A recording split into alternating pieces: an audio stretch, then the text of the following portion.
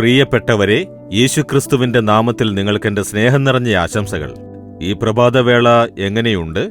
ദിവസവും യേശു നിങ്ങളോട് സംസാരിച്ച് നിങ്ങളെ ധൈര്യപ്പെടുത്തുന്നുണ്ടല്ലേ?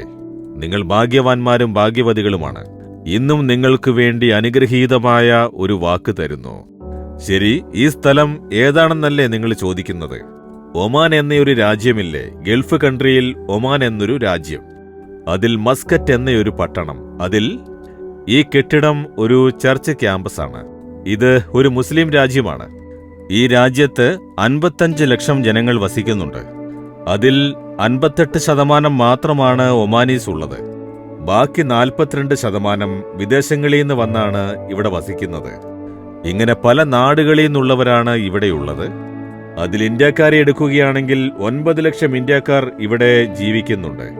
അത്രയ്ക്ക് ഇന്ത്യക്കാർ ഇവിടെ ജോലി ചെയ്യുന്നു. പല സ്ഥലങ്ങളിലാണ് ജോലി ചെയ്യുന്നത്. ഇതിൽ 4,66,000 ആൾക്കാർ ക്രിസ്ത്യാനികളാണ്. ഈ ക്രിസ്ത്യാനികൾക്ക് ആരാധിക്കുവാനായി ഈ മസ്കറ്റ് പട്ടണത്തിൽ മാത്രം 2 സ്ഥലങ്ങൾ ഈ ഗവൺമെന്റ് മാറ്റിവെച്ചിരിക്കുന്നു. ഈ സ്ഥലം റൂവി എന്നറിയപ്പെടുന്ന ഒരു സ്ഥലത്തുള്ള ചർച്ച് ക്യാമ്പസ് ആണ്. പിന്നെ ബാഹ്ല എന്ന സ്ഥലത്തും ഒരു ചർച്ച് ക്യാമ്പസ് ഉണ്ട്. ഇവിടെയും വലിയ കെട്ടിടങ്ങളുണ്ട്. പുറകിൽ കാണുന്നില്ലേ, അവിടെ ധാരാളം കെട്ടിടങ്ങളുണ്ട്. ഈ അതിർത്തിയിൽ ക്രിസ്ത്യാനികൾക്ക് ആരാധന നടത്താം. ഈ ചർച്ചിൽ അനേകം ഭാഷകളിൽ ആരാധന നടക്കും. തമിഴിലും മലയാളത്തിലും തെലുങ്കിലും കന്നഡയിലും ഉറുദു ഭാഷയിലും ഇംഗ്ലീഷിലും എല്ലാം. പല ഡിനോമിനേഷൻ. അത്ഭുതമെന്താണെന്നറിയാമോ? 90 സഭാ വിഭാഗത്തിലുള്ളവർ ഇവിടെ ആരാധിക്കുന്നു. അതല്ലാതെ അടുത്ത പട്ടണങ്ങളിലും ഓരോ പട്ടണത്തിലും സഭകളുണ്ട്. സോഹാർ എന്ന സ്ഥലത്തും ഇബ്രി എന്ന സ്ഥലത്തും ഇബ്ര എന്ന സ്ഥലത്തും ഇങ്ങനെ ഓരോ പട്ടണത്തിലും ദൈവമക്കൾ ക്രിസ്ത്യാനികൾ കൂടി ആരാധിക്കുവാനായി സ്ഥലം മാറ്റിവെച്ചിരിക്കുന്നു. ഇത് ഒരു മുസ്ലിം നാടായിരുന്നിട്ട് പോലും എല്ലാ മതത്തിലുള്ളവർക്കും സമത്വാവകാശം കൊടുത്തിരിക്കുന്നു.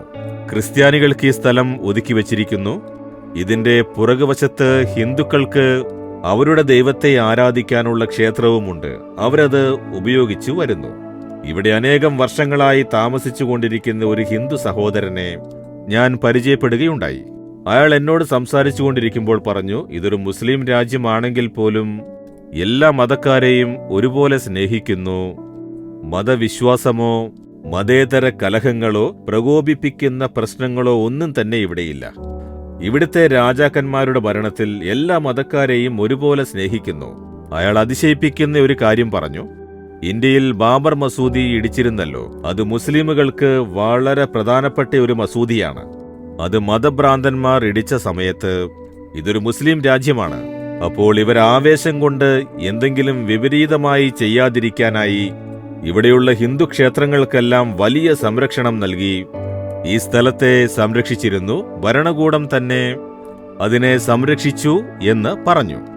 അതുപോലെ ഒരു സർവാധികാര ഭരണമില്ലാതെ എല്ലാവരെയും സ്നേഹിച്ച് നടത്തുന്ന ഒരു നല്ല ഭരണകൂടമാണ് ഇവിടെയുള്ളത്.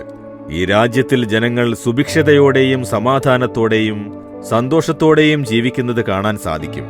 ശരി, ഇന്ന് ദൈവം എനിക്ക് തരാനിരിക്കുന്ന വചനം എന്താണ്?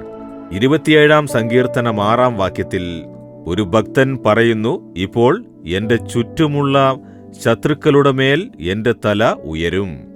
എന്റെ തല ദൈവം ഉയർത്തും. എന്റെ ചുറ്റും ശത്രുക്കളുണ്ട്, അവരുടെ മേൽ എന്നെ ഉയർത്തും. നിങ്ങളുള്ള സ്ഥലത്ത് ശത്രുക്കളുണ്ടോ? നിങ്ങൾ വസിക്കുന്ന സ്ഥലത്തും ജോലി ചെയ്യുന്ന സ്ഥലത്തും ശുശ്രൂഷ ചെയ്യുന്ന സ്ഥലത്തും ബിസിനസ് ചെയ്യുന്ന സ്ഥലത്തും അസൂയയുള്ള ശത്രുക്കൾ ഉണ്ടാകും. അവരുടെ നടുവിൽ നിങ്ങൾ താണുപോവില്ല. നിങ്ങളുടെ തല ഉയർത്തപ്പെടും. യഹോവ നിങ്ങളെ ഉയർത്തി അവരുടെ നടുവിൽ നിങ്ങളെ മഹത്വപ്പെടുത്തും. ഒരു ശത്രുവിനും നിങ്ങളെ തടയാനാവില്ല, നശിപ്പിക്കാനാവില്ല. ഭയപ്പെടേണ്ട. നിങ്ങളും വിശ്വാസത്തോടെ പറയൂ, എന്റെ ചുറ്റുമുള്ള എന്റെ ശത്രുവിന്റെ മേൽ യഹോവ എന്റെ തല ഉയർത്തും എന്ന് പറഞ്ഞ് വിശ്വാസത്തോടെ ഏറ്റുപറയൂ. അത് നടക്കും. ദൈവമേ, എന്റെ ചുറ്റുമുള്ള എന്റെ ശത്രുക്കളുടെ മേൽ ഞങ്ങളുടെ തല ഉയർത്തി മഹത്വപ്പെടുത്തുന്ന ദൈവത്തിന് സ്തോത്രം. ഞങ്ങളെ ലജ്ജിക്കാൻ ഇടയാക്കില്ല. ഞങ്ങളുടെ തല ഉയർത്തും. അതിനായി സ്തോത്രം, സ്തോത്രം. യേശുവിന്റെ നാമത്തിൽ പ്രാർത്ഥിക്കുന്നു. ആമേൻ, ആമേൻ. Jesus readings Malayalam YouTube channel subscribe ചെയ്യുക. ബെൽ ഐക്കോൺ ക്ലിക്ക് ചെയ്യുക. ഞങ്ങളുടെ ദൈനംദിന പ്രോഗ്രാമുകളെക്കുറിച്ചുള്ള അപ്ഡേറ്റ് ലഭിക്കുവാൻ